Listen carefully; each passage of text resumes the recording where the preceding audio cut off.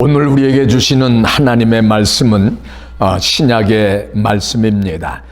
베드로 후서 3장 17절, 18절 두 절만 다 같이 한 목소리로 합독하시겠습니다. 베드로 후서 3장 17절, 18절, 제 성경은 388쪽에 있습니다. 신약의 말씀 388쪽 베드로 후서 3장 17절 18절 우리 한 목소리로 다 찾으신 줄 아시고 합독합니다. 다 같이 보겠습니다. 시작. 그러므로 사랑하는 자들아 너희가 이것을 미리 알았은즉 무법한 자들의 미혹에 이끌려 너희가 굳센 데서 떨어질까 삼가라.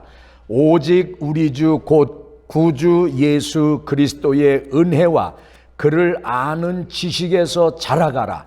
영광이 이제와 영원한 날까지 그에게 있을지어다. 아멘. 이 말씀은 하나님의 말씀입니다. 할렐루야. 한 주간 동안도 여러분 어려운 상황이지만은 하나님의 은혜 가운데에 나름대로 적은 믿음이지만은 큰 믿음으로 받아들이고 은혜 가운데에 늘 하나님을 바라보면서 믿음의 길을 잘 걸어 오신 줄 믿습니다. 오늘 우리에게 주시는 하나님의 말씀의 제목을 저는 영적인 그 걸음, 우리가 농사를 지을 적에 그 퇴비가 필요하잖아요. 시골에서 농사 질 때 보면은 풀 그냥 뜯어가지고 지게에다 이고 아니면 그냥 망택에다가 메고 그리고 난 다음에 집 앞에 돼지우리나 소 기르는 그 옆에 있는 퇴비를 갖다가 사각형으로 해가지고 차곡차곡 싸잖아요.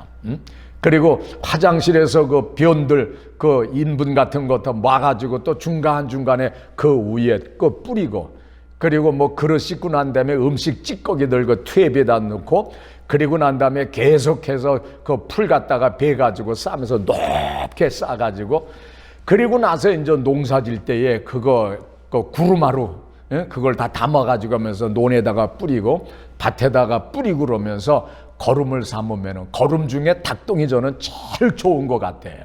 그 닭똥 냄새가 나지만 그 닭기를 찌고 팍팍 긁어가지고 돼지똥 뭐 소똥 이런 거 그 퇴비하고 섞어가지고 농사 지을 때 사용하면 얼마나 식물이고 뭐고 그냥 무럭무럭 얼마나 잘 자라납니까. 마찬가지로요 우리 영적인 생활에도 거름이 필요합니다.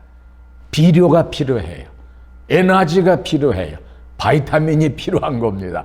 그래서 저는 오늘 제목을 영적인 거름, 영적인 비료, 칼로리, 그 다음에 바이타민 이렇게 잡아봤어요. 살시아 랜드먼이라고 하는 그런 그 유대 사람이 있습니다. 이분이 지은 탈무드의 유머라고 하는 그런 책이 있어요.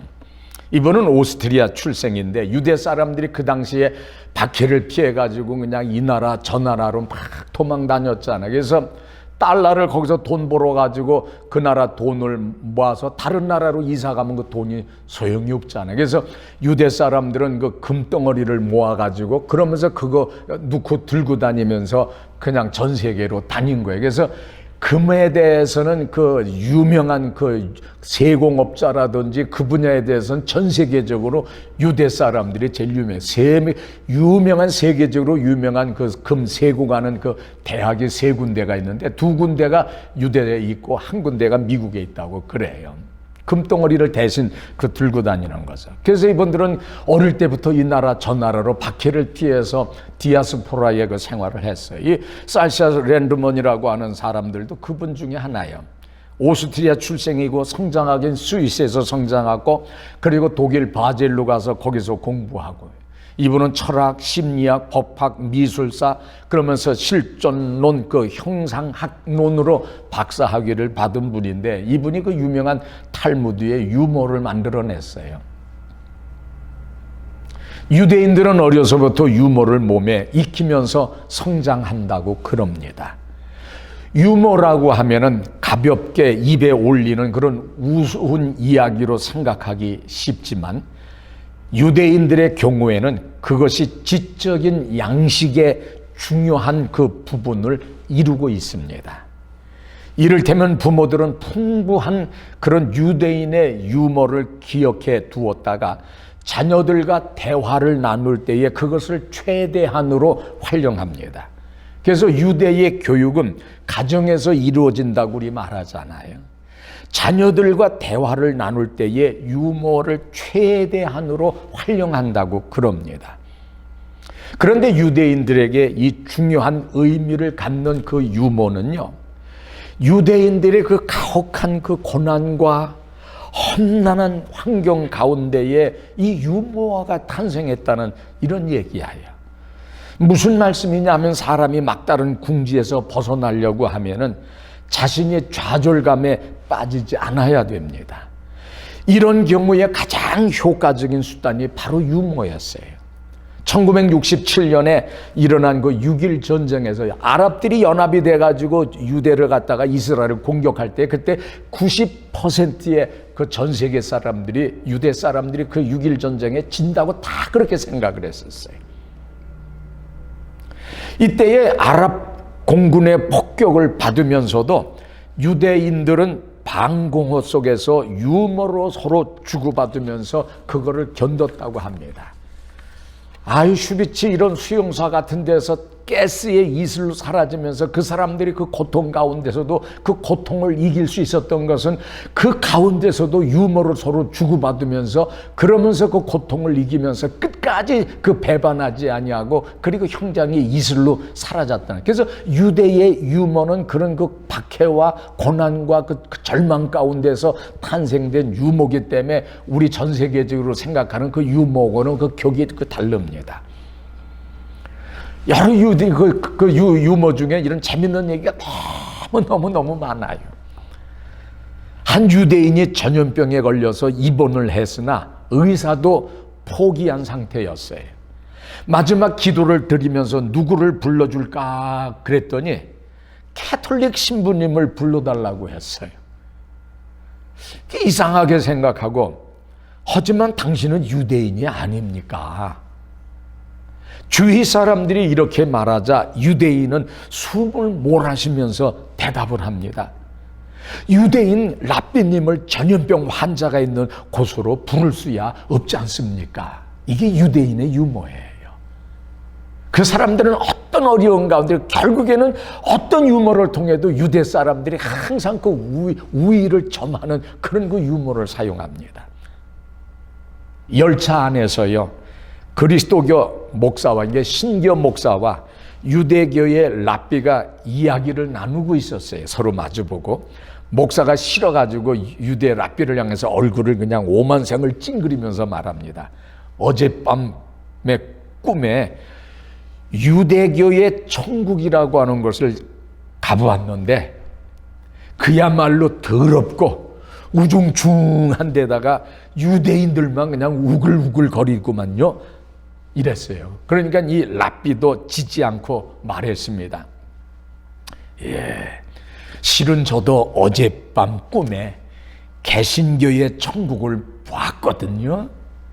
아주 훌륭한 곳인데 꽃이 만발하고 향기가 진동하더군요. 햇빛은 찬란하게 빛나고요. 그런데 말입니다, 아무리 눈을 비비고 씻어 보아도 사람이라고는 한 사람도 눈에 띄지 않더구만요. 그러더라는 거예요. 이게 유대인의 유머예요. 유머를 해도 절대로 유대 사람들은 지지 않아요. 이런 식으로 유머를 가리키니까 유대의 아이들이 얼마나 그 영특한 아이로 자라납니까? 오늘 본문에 제가 이 얘기를 하는 것은 유머가 목적이 아니고 천국에 가니까 개신교 교인들이 눈을 씻고 봐도 하나도 없더라고 하는 유대 사람의 말을 우리가 마음에 새기면서 여러분, 절대로 여러분 천국에서 낙오하지 않는 사람들이 되시기 바랍니다. 아무리 우리가 부족한 삶을 살고 예수를 잘 믿는다고 하면서도 정말 7번 넘어지고 자빠져도 결국 8번째는 7전 8기의 신앙으로 일어나서 결국에는 천부의 의지 없어서 두 손 들고 아버지 앞에 나와서 하나님의 품에 안기는 여러분들과 내가 돼야 되지 않겠습니까? 절대로 흔들리지 마시고, 아무리 어려워도 쟁기를 잡고 뒤를 돌아봐서 소금 기둥이 된 그 롯의 아내가 되지 마시고, 에스더와 같이 죽으면 죽으리라고 하는 일사각오의 믿음을 가지고 끝까지 믿음을 지키셔서 정말 우리 모두 천국에서 기쁜 얼굴로 만나는 그런 여러분들과 내가 되기를 바랍니다. 베드로후서 오늘 3장 17절, 그러므로 사랑하는 자들아, 너희가 이것을 미리 알았은즉 무법한 자들의 미혹에 이끌려 너희 굳센 데서 떨어질까 삼가라. 오직 우리 주 곧 그리스도의 은혜와 저를 아는 지식에서 자라가라. 영광이 이제와 영원한 날까지 저에게 있을지어다.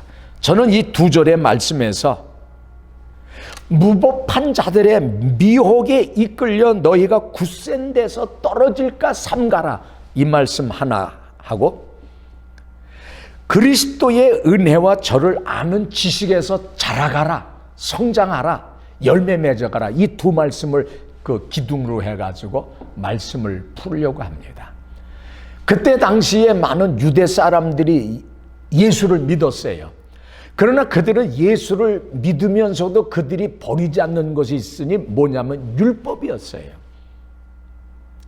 율법은 신약의 예수 그리스도가 완성하셔가지고 이제는 그리스도를 믿어야 구원을 받는데, 유대 사람들은 그리스도인이 되었음에도 불구하고 자기들이 믿는 율법을 끌어안고 그러면서 예수님을 따라서 결국에는 그 율법이 거듭돌이 돼가지고 그러면서 주님의 제자가 되는데 상당한 그런 그 악영향을 끼쳤어요. 예수를 믿으면서도 율법을 지켜야 된다는 거예요. 그러니까 얼마나 힘들어요.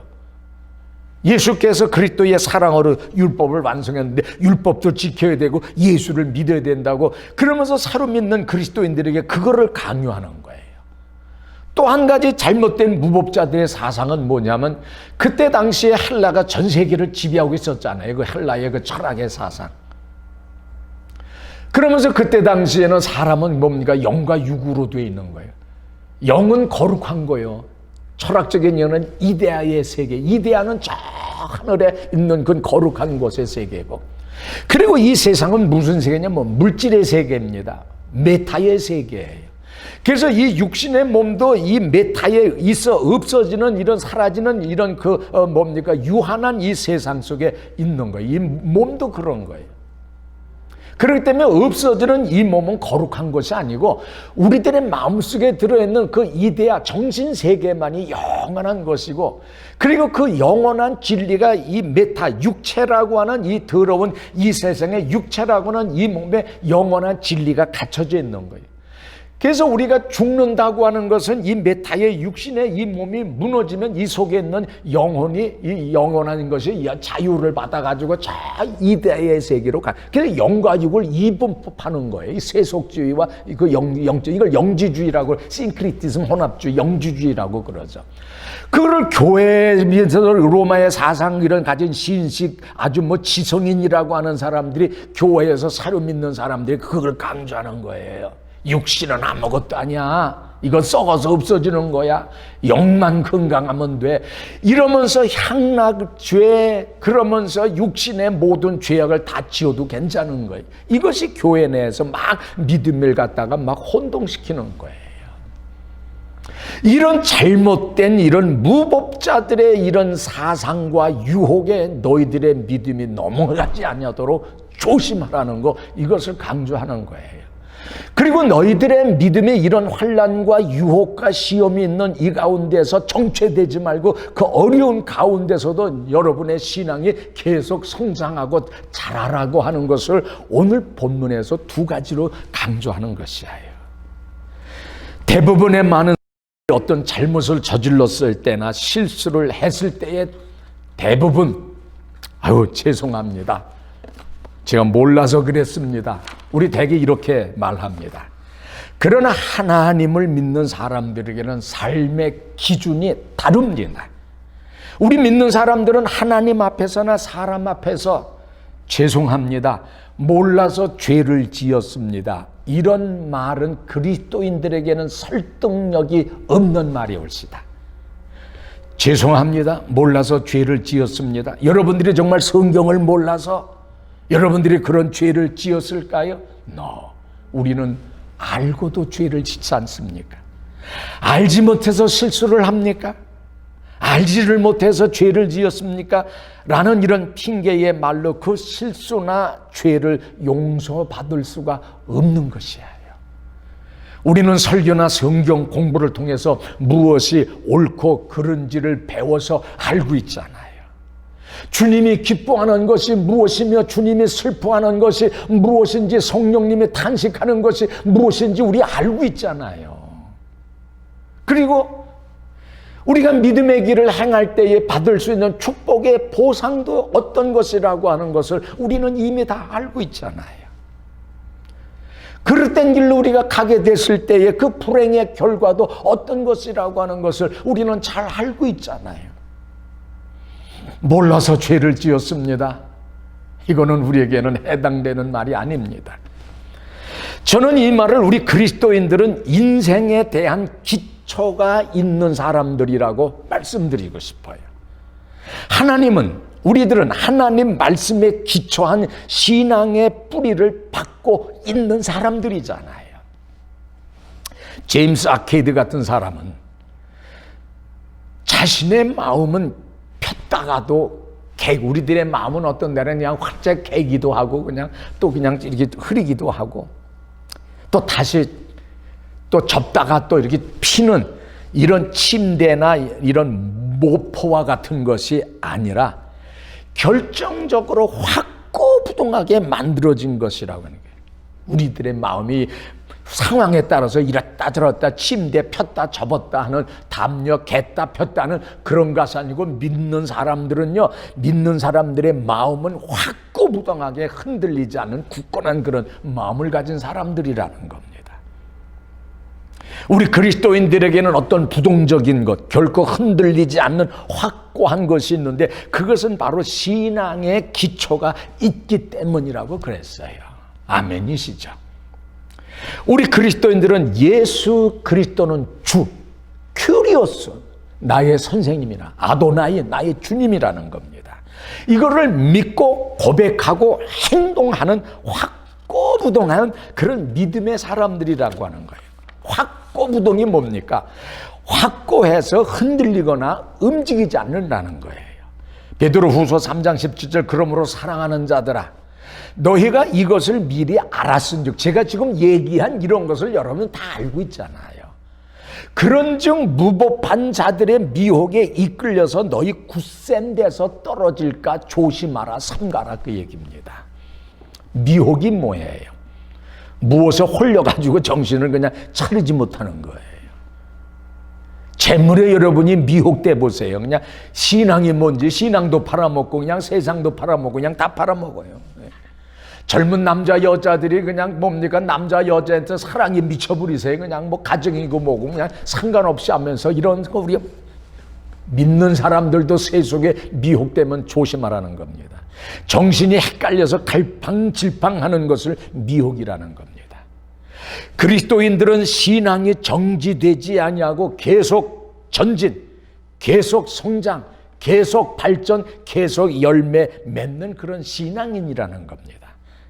18절 오직 우리 주 곧 그리스도의 은혜와 저를 아는 지식에서 자라. 아는 지식에서 자라. 자라한다고 하는 건 성장한다, 전진한다, 발전한다, 성숙한다, 어디까지? 천국 가는 날까지. 하늘 보좌에 앉아 계신 하나님을 찬양하는 날까지. 그래서 찬송가 354장에 있잖아요. 주로 랑모하는 자 올라가 올라가 독수리같이 노래했잖아요. 주를 기뻐하는 자 올라가 올라가, 그러면서 영광이 이제와 영원한 날까지 우리가 그 찬송 부르면서 있는 겁니다. 우리 믿는 사람들은 신앙이 정지되지 아니하고 멈추지 아니하고 날마다 기적을 체험하면서 매일매일 은혜 안에서 성장하는 사람들입니다. 그래서 예수 믿기 전에 내 모습과 예수 믿은 후의 인생이 다르고 어제의 나와 오늘의 나가 다른 것입니다. 저는 이 농사 짓는 이 텃밭 밭짓는 걸 좋아해요. 미국에 온 지 저도 30년이 넘었어요. 85년도에 왔는데 바로 전에 왔는데 봐서 저도 오래됐네요. 근데 저는 교회가 이상하게 미국에서도 교회 있는 데마다 교회 없으면 그냥 교회를 샀고요. 그리고 교회에서만 반드시 교회 땅이 있어가지고 밭농사를 꼭 졌어요. 옛날에 시골에 살 적에도 뭐 시골도 아니죠. 수원 시내고 좀 시내에 살았습니다만 바로 집 앞에 요만한 텃밭이 있어가지고 상추 심고 아욱 심고 뭐 옥수수 심고 오이 심고 배추 심고 무 심고 그래가지고 그냥 바로 대문 앞에 그냥 마당거니까 그냥 학교 갔다 오고 저녁이고 그냥 쌈 같은 거 그냥 해가지고 그냥 그 대청마루에서 뭐 동네 사람들 그땐 가난할 때기 때문에 다들 와가지고 그냥 마루에다가 우리 어머니가 그냥 된장 고추장 섞어가지고 소쿠에다가 그냥 쌈 넣고 그러면 밥들 넣고 그러면 그냥 동네 그냥 어르신네들 할머니 이런 분들이 그냥 먹을 게 없을 때니까는요 와서 그냥 10여 명씩 그냥 먹고 그냥 식사들 하고 이러면서 가던 그런 그 기억이 나요. 상추에다가 그냥 아욱에다가 깻잎에다가 그냥 거기다 된장 발라가지고 밥 넣고 그냥 집어먹고 씹으면 얼마나 맛있습니까? 그런 기억이 있어가지고 그냥 가는 데마다 저는 그냥 밭이 없어도 그냥 잔디 그냥 파헤쳐가지고 요만한 텃밭을 만들어가지고 그냥 다 심어요. 그냥 우리 교회 앞에도 그냥 뭐 심었어요. 그냥 요새 그냥 상추, 그냥 깨, 그냥 오이, 호박, 그냥 고추, 그냥 다 심었어요. 그냥 요만한 데다가. 근데 불과 한 달 전만 해도 맨 땅에다가 그 뜰에다가 손에 잡히지도 않는 거 별 볼 일 없는 작은 씨들을 뿌렸는데 그냥 어느새 잎사귀가 무성하고 꽃이 피면서 열매들을 맺고 있잖아요. 마찬가지로 우리 신앙생활에도요. 처음에는 아무것도 없는 것 같지만 시간이 지날수록 믿음의 열매들이 주렁주렁 열매가 되는 거예요. 예수님께서 예루살렘에 오셨다가 날이 저물어 베다니의 동네로 오셔서 쉬셨어요. 예루살렘에서 가까웠어요. 다음날 이른 아침에 다시 예루살렘 성으로 들어가시는 예수님께서 시장하셨던 자의 길가에 있는 잎이 무성한 무화과 나무를 보시고 혹시나 그 나무에 열매가 있을까 해서 그리로 가셨어요. 하지만 잎사귀밖에는 아무것도 없었어요. 기대와는 달리 아무것도 얻지 못하신 예수님께서는 마태복음 19장 19절 길가에서 한 무화과 나무를 보시고 그리로 가서 잎사귀밖에 아무것도 얻지 못하시고 나무에게 이르시되 이제부터 영원토록 네게 열매가 맺히지 못하리라 하시니 무화과 나무는 곧 말라버렸다. 이렇게 기록이 되어 있어요. 신앙의 열매를 맺지 못하는 우리들에게 경종을 울려주는 하나님의 말씀이 올시다.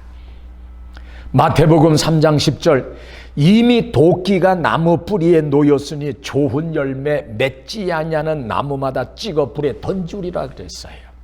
누가복음 13장 7절 과원지기에게 이르되 내가 3년을 와서 이 무화과 나무의 실과를 구하되 얻지 못하니 찍어버리라. 어찌하여 땅만 버리느냐 그랬어요. 성령의 열매 9가지가 뭡니까? 사랑과 희락과 화평과 오래 참음과 자비와 양성, 충성, 온유, 절제 이거잖아요.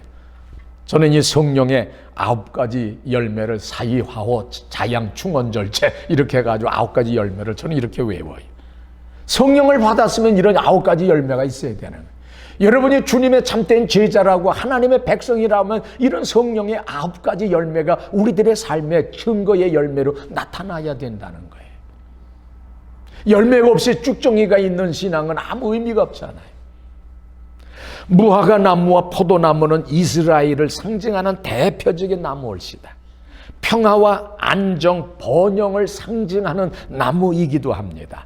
열매가 없다는 것은 하나님의 심판, 재앙, 저주를 상징하는 거예요. 고층 건물이 하늘에 높이 솟아있는 것은 견고한 기초 위에 서 있기 때문에, 맨하튼이 그렇잖아요. 큰 나무가 많은 가지와 함께 높은 하늘에 뻗어 올라갈 수 있는 것은 깊은 뿌리를 가지고 있기 때문이에요. 지금 중국에는 뭐 30몇 개 성이 그냥 물바다가 돼가지고 뭐 샨샤댐이 지금 오늘날 무너졌다 하면은 그게 난리가 나는 거예요. 그러면 그냥 중국에 그게 그냥 엄청난 그 재앙이 오는 건데, 지금 그런 위험 속에서 지금 뭐 36개 성인가 그냥 물 난리가 나가지고 난리가 나면 집이 무너져가고, 옛날 그 고성들 그 같이 있는 그것도 다 무너지고, 그냥 뭐 땅이 무너지고 그냥 개벽이 일어나고 있어요. 하나님의 그 나쁜 그런 기운이 지금 중국 본토를 지금 휩쓸고 있어요. 지금 언론에서 그거를 다 감추고 좋은 것만 보도해서 그렇죠. 그리고 만약에 이번에 댐이 무너져가지고, 샨샤댐이 무너져가지고 하면은요, 그 중국 사람들이요, 원자력 발전소를 어디다 세운 줄 아세요? 다 우리나라 이쪽에요. 우리나라 쪽으로 향한 그 쪽으로 해가지고 36개인가의 그 원자력 발전소가 다 이쪽에 있어요. 우리나라 쪽에 다 있어요. 그 바다를 향해. 그래서 그 산샤댐이 무너져가지고 쓰러져 내려오기 시작을 하면요, 제주도 그 우쪽으로 해가지고 방사선 그게 완전히 이쪽으로 다 흘러 넘치게 돼 있어요. 미안합니다. 원자력 발전소를 왜 중국 중간중간에 하지 않고 왜 우리나라 쪽의 바닷가 쪽으로 30개를 쫙 해놔가지고, 그게 홍수가 돼가지고 무너지면 그게 우리나라를 중심으로 해가지고 이쪽 원자 그 저기가 다 밀려오게 됐어요. 우리나라 아무 얘기 못 하잖아. 이런 거에 대해서 문제 제기하지 않잖아요. 그냥 이래면서 어떻게 정치를 하려고 그래요. 그냥 어떤 데는 그냥 화가 날 때가 있어요. 기도할 뿐이죠. 뿌리가 없으면 안 돼. 종교개혁자 마르틴 루터는 믿음은 태산을 없애버리거나 그 산의 터널을 뚫고 통과한다 그랬어요. 마찬가지로 그리스도인들의 인생은 예수님의 말씀 안에 깊게 뿌리를 박아서 세상 밖으로 하나님 앞으로 계속해서 뻗어 올라가야 합니다. 뻗어 올라가기 위해서는, 성장하기 위해서는 좋은 옥토밭에 좋은 걸음이 있어야 돼요. 그래서 오늘 저는 제목을 영적인 그 걸음, 비료, 에너지라고 그래서 잡은 거예요. 우리들의 영적 생활에도 영적인 걸음이 필요해요. 비료에 그 뭡니까? 그 3대 요소가 있잖아요. 뭐 인, 뭐 칼슘, 칼륨, 뭐 이러면서 4가지의 그 저기가 있잖아요. 그거에 해가지고 그 비료를 질소라든지 인이라든지 이런 걸 그 뿌릴 적에 뭐 뿌리가 자라게 하고 잎사귀가 하고 열매가 맺히게 하고 그러잖아요. 우리 신앙생활에도 마찬가지예요. 영적인 걸음이 좀 있어야 돼.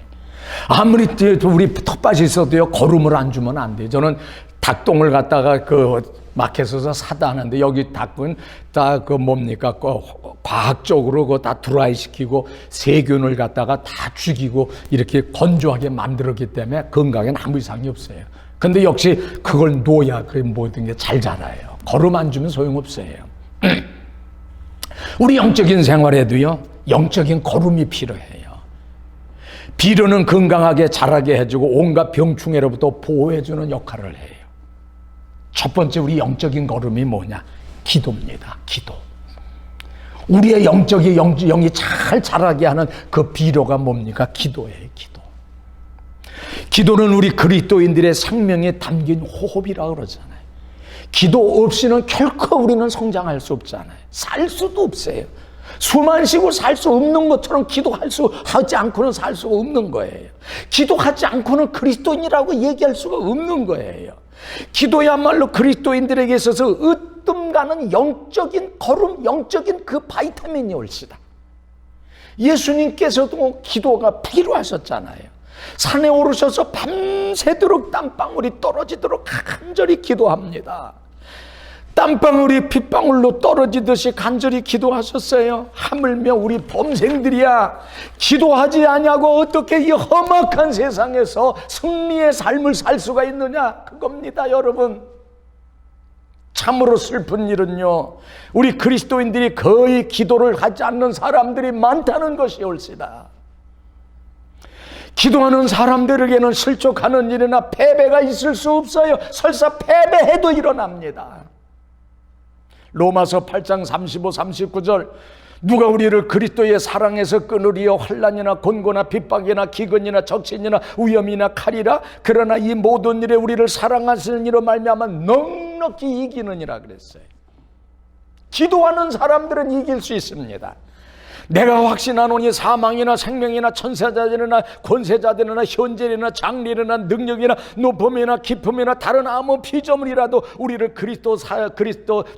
예수 그리스도 예수 안에 있는 하나님의 사랑에서 끊을 어떤 사람, 기도하는 사람, 기도로 매달리는 사람, 기도로 무장한 사람들이 올시다.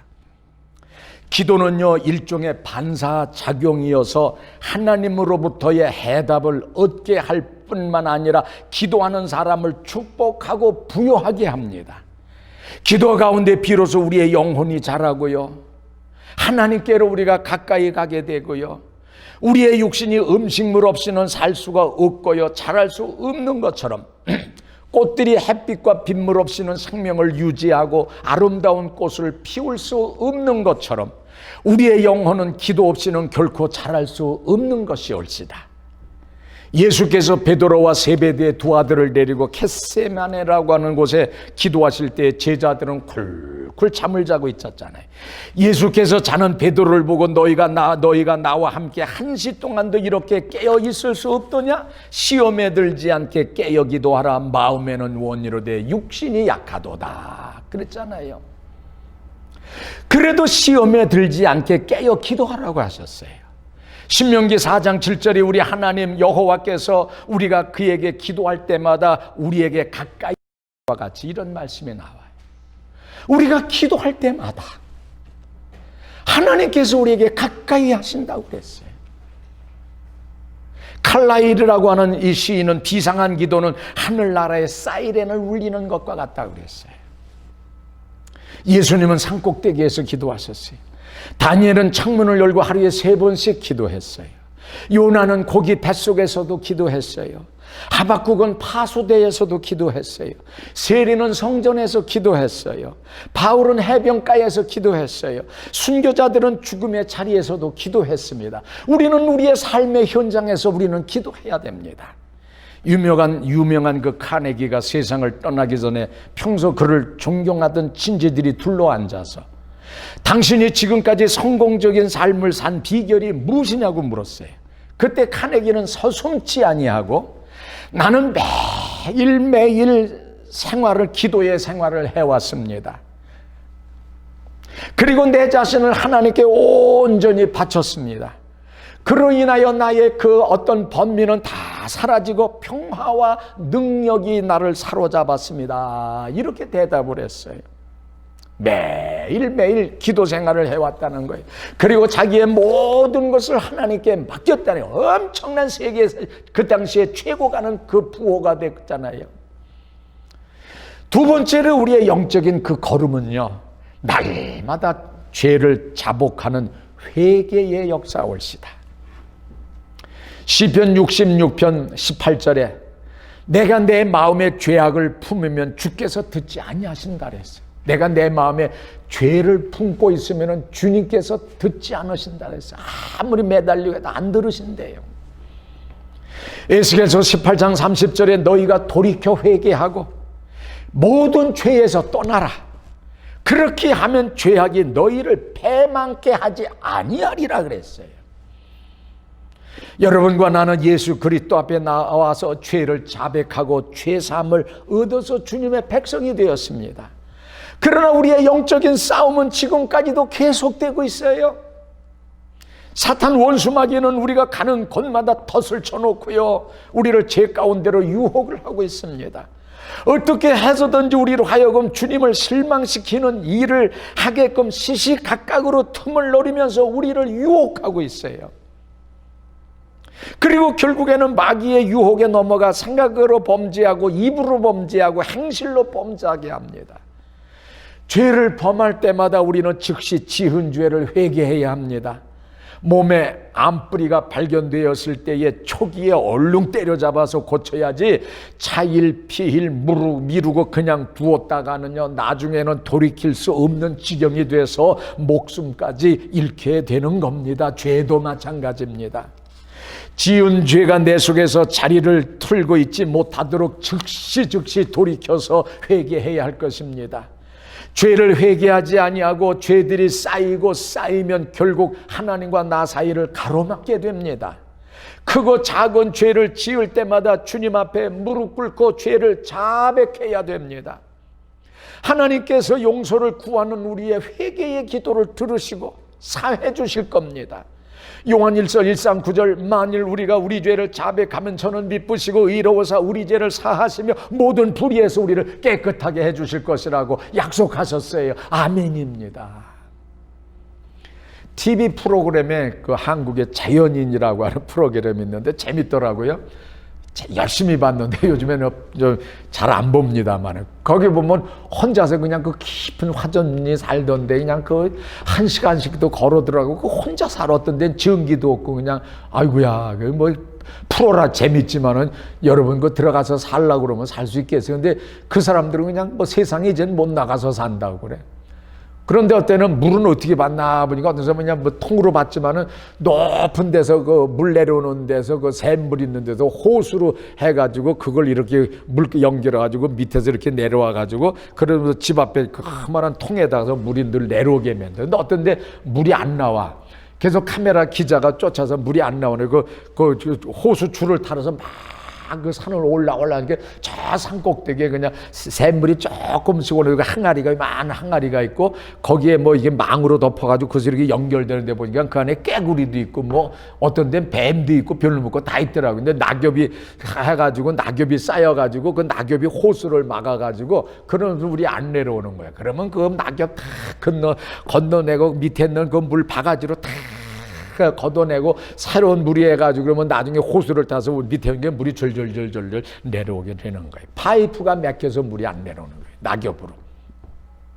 마찬가지로 죄가 우리와 하나님 사이에 통로를 막는 일이 종종 있잖아요. 그러나 우리의 죄의 자백이 이 통로를 깨끗하게 해주는 거예요. 그러므로 하나님과의 교통이 원만히 이루어지고 또 하나님으로부터 끝없는 축복의 열매가 우리의 삶에 주렁주렁 맺히게 되는 것이 올세다. 그래서 우리 10년 가운데에 끊임없는 죄의 자백이 있어가지고 하나님과 우리 사이에 막힌 그 축복의 통로에 그 터널이 막히지 않도록 우리는 애를 써야 돼요. 진정한 회개는 뭡니까? 세상 줄을 끊는 거예요. 세상 줄을 끊어버리면 유혹이 올 수가 없는 거예요. 어떤 사람이 이런 꿈을 꿨다고 그래요. 높은 계단이 대리석으로 깨끗하게 쌓여 있는데 그 꼭대기가 천국이라고 그러는데 그곳을 가는 사람마다 쇠사슬을 그 무거운 쇠사슬을 그냥 하나씩 메고 올라가는데 쇠사슬이 무거워가지고 겨우 끌고 그냥 조금씩 그 힘들게 올라가더랍니다. 그런데 가만히 보니까 얼마쯤 올라가다 어떤 사람들은 그 쇠사슬을 끊어버리고 그리고는 그냥 남는 듯이 그냥 뛰어서 올라가더래. 그런데 어떤 사람들은 끊을 줄도 모르고 그 무거운 쇠사슬을 그냥 끼고 그냥 엉 하면서 계단을 올라가더라는 거예요. 자기도 그냥 계단만 올라가려고 하다가 그만 미끄러져서 떨어져서 깨어보니까 꿈이랍니다. 꿈. 회개라고 하는 것이 세상줄을 끊어버린 겁니다. 끊을 것은 끊고 잘라버릴 것은 잘라버리고 버릴 것은 버리는 것이 그것이 죄의 회개올시다. 유명한 조지 피필드 목사님 참 제가 좋아해. 요한 웨슬레 목사님하고 같이 그 복음운동을 했는데 웨슬레 목사님은 행정적으로 조직으로 해가지고 나중에 메소드 감리교회가 커졌지만은 조지 피필드는 웨슬레 목사님보다 더 훌륭하면 훌륭하지 대단하신 분인데 이분은 자기 자랑하는 거 이런 걸 안 하시고 이름과 빚도 없이 해가지고 그러면서 평생 그 복음을 증거한 분이 조지 피필드예요. 참 훌륭하신 분인데 이 조지 피필드 목사님은 설교할 때마다 울었다고 그럽니다. 엉엉 울면서 설교한대. 목사님 왜 설교할 때마다 왜 그렇게 우시냐고 물었더니 회개하지 않으니 운다고 그랬다는 거예요.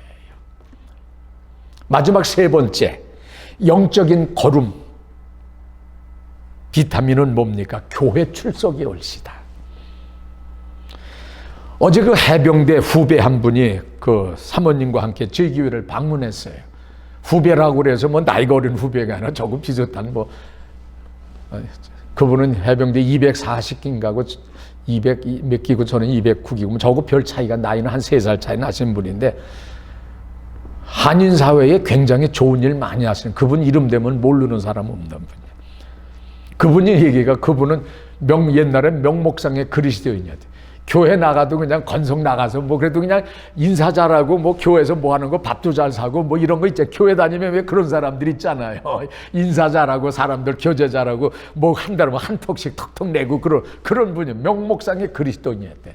근데 이분이 교통사고를 당해가지고 완전히 차가 그냥 휴지 조각이 되고 다 죽는다고 그래가지고 99%는 죽는 상황에서 하나님이 기적적으로 살아나가지고 웅크리고 다니다가 지금은 피고 사요.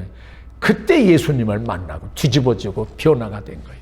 그래서 지금은 진정한 그리스도인이 돼가지고 철저하게 주일 성수하면서 그냥 오직 하나님 믿음 줄 붙들고 가는 거예요. 그래서 아유 목사님 이제 알았으니까 앞으로 목사님 교회 제가 돕겠습니다 그랬어요.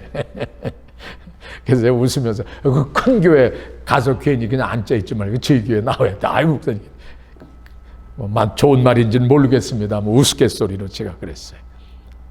교통사고 후에 주님의 임재를 경험하고 신실한 그리스도인이 돼가지고 주일마다 교회에 열심히 참석해서 예배를 드리는 분으로 바뀐 거예요. 주일마다 한 번도 빠짐없이 하나님의 집에 예배 드리러 간다는 것은 축복 중에 축복이 올시다. 병원에 누워 있어가지고 교회 가고 싶어도 못 가는 사람들이 있어요. 저는 월남에서 전쟁터에 있을 적에 예배 주일새 교회 가서 예배 보고 싶어도 예배 보지 못했어요. 주일마다 여러분이 운전하고 이 몸을 성한 몸을 가지고 때로는 불편하더라도 하나님의 교회에 달려나와서 예배 드린다는 건 복 중에 복이 올시다. 여러분이 만약에 지금 북한에 여러분이 산다고 생각하면 어떻게 예수를 믿어요? 중국에서 여러분 산다고 어떻게 예수를 믿어요? 중국에서 이번에 그 뭡니까 수백 년 된 그 역사적인 그 성전 예배당 이번에 다 때려부셨잖아요. 그냥 불타는 거 그 종탑 그 다 무너진 거 영상에 그 세상에 안 나와요. 우리 목사님 아는 사람들만 그게 지금 인터넷으로 퍼지고 있잖아요. 지금 홍수가 나고 난리가 나는 거예요. 산사 때문에 지금 무너지기 직전에는 거 다 그 이유가 있는 거예요. 이 얼마 전에 춘천에서 10대 딸에게 자신이 나가는 교회에 다닐 것을 강요하고 이를 거부하자 폭언과 폭력을 행사한 50대 아버지가 법원에서 벌금형을 선고받아요. 교회 나오라 해서 이런 식으로 하는 건 아니에요. 이 춘천지법에서는 아동복지법, 아동학대 혐의로 벌금 700만 원을 내렸어요. 이 아버지는 친딸은 15살밖에 되지 않은 딸에게 교회 다닐 것을 막 그냥 강요하고 종용한 게 이 딸이 15살 땐 딸이 말을 듣지 않자 그냥 서로 사이가 안 좋았어요. 아버지는 지난해 5월 11일에 자신의 집에서 교회 가기 싫어 가출했다가 귀가한 딸에게 교회 다니는 동안 왜 배운 게 없냐며 그냥 효자손 이게 등어리 긁으니 그걸로 그냥 머리와 팔을 막 때린 거예요. 그냥 두들겨 팬 거예요. 그냥 이튿날 오전 교회 야유회에 가라고 했지만 이 딸이 15살 땐 딸이 몸이 좋지 않아 못 가겠다고 하자 그냥 십자가 모양의 전등으로 그 딸의 그냥 다리를 때리고 멱살을 잡아서 미녀에 넘어뜨리는 신체적인 학대를 가했어요. 같은 달 자신이 다니는 교회의 목사로부터 딸의 행동이 기분이 나빴다는 말을 전화로 전해 듣고 화가 나서 또 딸에게 입에 담지 못할 욕설을 퍼부어서 정서적인 학대 행위를 더했어요. 아니 그것도 목사는 뭡니까? 아니, 15살 딸이 교회 와서 좀 불선해 행하고 뭐 했더라고. 또 그걸 또 기분 나쁘다고 또 뭐 기분 나빴다. 아버지한테 전화해서 또 아버지는 또 있다. 에이, 그냥 그 목사나 그 아버지나 그냥 다 똑같아, 그냥. 아유, 그런 사람들이 왜 목사가 됐는지 몰라갔어요. 그냥 가서 그냥 지게찜이나 지고 농사나 짓지. 아유, 답답해. 그냥 그런 소리 들으면 그냥 화가 나요. 그냥. 교회 분위기를 망가뜨린 것에 대해서 또 목사님에 가서 또 사과라고 또 아버지가 딸을 또 닥달하는 거예요. 그냥 딸이 아무런 대답하지 않으니까 또 때렸어. 그냥 발로 차서 또 상해를 입히고. 이 아버지는 수년 전에도 가정폭력 범죄의 처벌 등에 관한 특례법이 전한 보호처분 받기도 했대요. 이 판사는 10대 딸을 상대로 저지른 범행 횟수가 5차례나 이르고 동일한 피해 아동을 상대로 반복적으로 범행을 저질러 그 책임이 무겁다고 판시했어요. 아, 내가 딸이라도 그런 교회 나가겠어요? 안 나가지. 그냥 안 나가고 그러면 아유 딸아 그래 언젠간 나가야 되겠지 이러면서 더 잘해주고 그래 너도 나가는 날이 있을 거야 그래 편안하게 이러면서 해야죠. 그냥 그걸 이렇게 한다고 그게 됩니까? 그런 교회에 누가 나가요? 안 나가죠. 여러분 뭐 예수 안 믿으면 뭐 지옥 가고 뭐 그런 식으로 전도하지 마세요. 여러분의 행실로 그냥 선하게 빛과 소금의 역할로 그냥 전도하세요. 여러분의 목사가 교인들을 교회에 열심히 나오도록 애쓰는 것은 반드시 교회를 부흥시키고자 하는 그런 목적 때문이 아닙니다. 목사는 복음의 능력을 알고 있어요. 설교와 찬송가와 기도가 여러분을 보다 훌륭한 믿음의 사람으로 자라게 한다는 것을 잘 알기 때문에 그러는 거예요. 목사는 복음의 권능을 깊이 믿고 있기 때문에 여러분에게 복음의 말씀을 담대하게 외치는 겁니다. 엘리너 던이라고 하는 그런 분이 교인의 10계명이라고 하는 아주 재밌는 말을 합니다. 첫째, 교회에 출석해라. 아무리 믿음이 있노라 하면서도 교회 나오지 않거나 예배 자주 빠지는 사람은 결코 믿음이 좋다고 할 수 없는 거예요. 우리 그리스도인의 첫 번째 조건은 먼저 교회나 이게 굉장히 여러분의 영적인 신앙이 자라게 하는 아주 굉장히 훌륭한 걸음이올시다. 두 번째는 교회 나올 때 일찍이 나오세요. 예배 시간 지나서 나지 말고. 저 정동교회 저 신학교 다니고 그럴 적에 다닐 적에요. 거기는 정동 예배당은요 11시 딱 되면 문 정문 저기 딱 닫아버립니다. 안에서는 그냥 11시 딱 되면 그냥 거룩거룩하면서 성가대가 목사님 앞으로 쫙 걸어나오고 성가대 들어가고요. 다 일어나고요. 절대로 못 들어가요. 그리고 기도 교동문 다 끝나고 이제 앉아서 찬송 부를 때 그때 문 열어서 그때 슬금슬금 들 때 11시 되면 가차없이 닫아버려요. 저도 뉴욕에서 목회할 적에 11시 되면 문 딱 닫아버렸어요. 아, 근데 여기 늦어져 오니까 마음이 약해가지고 나이가 먹어서 이건 못 하겠더라고요. 그러나 일찍이 나오세요. 그 버릇이에요. 교회의 모든 모임에 항상 늦게 참석하는 사람들은 결코 훈련된 교인이라고 볼 수 없어요. 신앙적 훈련이 잘된 교인들은 시간을 잘 지킨다는 사실을 알아야 돼요. 세 번째, 식구들을 가능하면 모두 데리고 나오고. 네 번째, 가능한 앞자리에 앉으시고. 그리고 교회 나와서 중보기도 하고. 교회 들어오셨으면 입을 다무시고요. 누구 만났다고 기회 안 해서 그러면 안 돼요. 사람을 만나면 그냥 눈으로 인사하시고 겸손한 마음으로 그날의 말씀을 미리 오늘도 은혜 달라고 주보 같은 거 미리 찬송가 성경 말씀 있잖아요. 미리 찾아서 갈피를 끼워 놓는 거예요. 예배 시간에 그거 찾느냐고 추석추석 종이 남기고 막 그러면 안 돼. 미리 척척 해야 돼요. 뭐 저도 일부러 척척 안 하고 저도 일부러 여기서 찾아서 여러분 그냥 교동문 할 적에 남기는 게 나는데 그건 왜냐하면은 여러분하고 보조를 맞추려고 그래서 제가 일부러 하는 거예요. 저도 착하고 기다리는 것보다 여러분 찾는 속도하고 맞추느냐고 저도 요새 일부러 그걸 하는데 저도 어떤 데 하다 보니까 늦을 때가 있어요.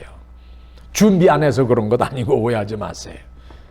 날 우리 옆에 기도하고 싶은 사람들 위해서 기도하고 그리고 그 성경 오늘 본문의 말씀 여러분들이 미리 와서 그걸 묵상하고 목사님이 어떤 방향으로 설교할까 한번 생각도 해보고요.